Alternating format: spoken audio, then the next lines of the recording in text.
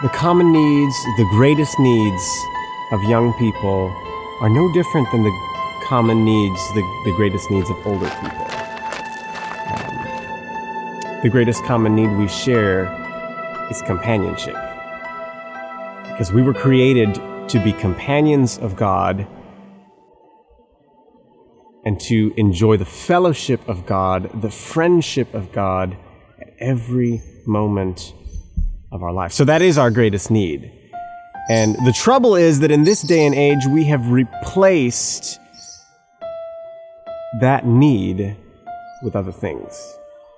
So there is in the soul of every young person, in the soul of every person, there's a God-shaped hole.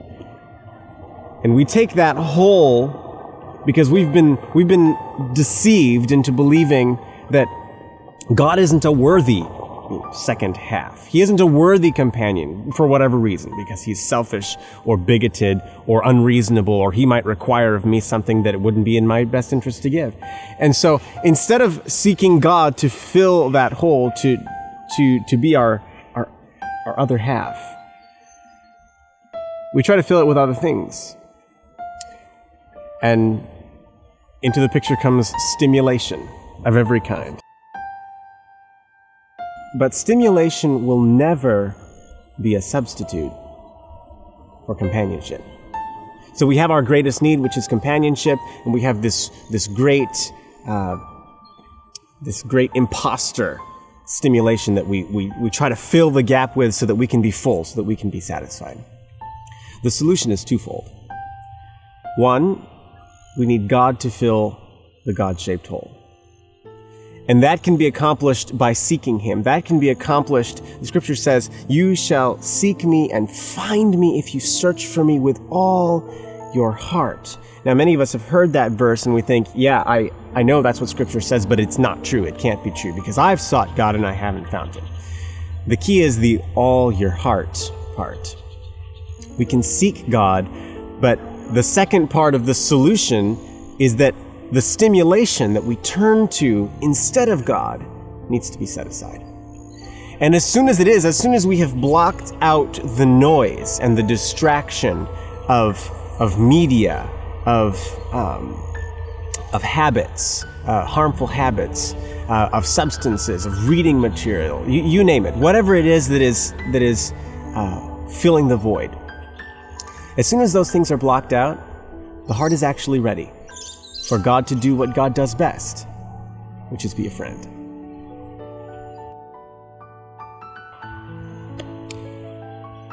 So the question begs to be asked, how can God be our friend? It seems like a mystery, but in truth it is no mystery. God is the one who covers all the distance between himself and us. Our responsibility is only opening our heart.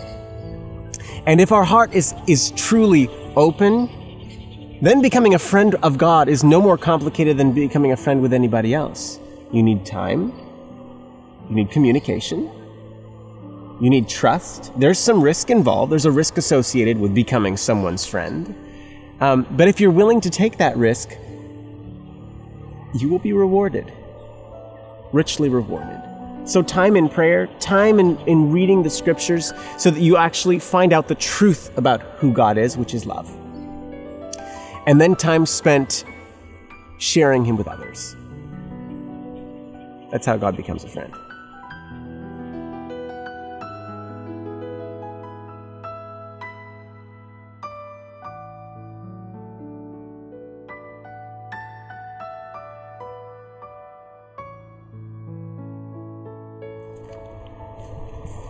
So what is Do and Dare?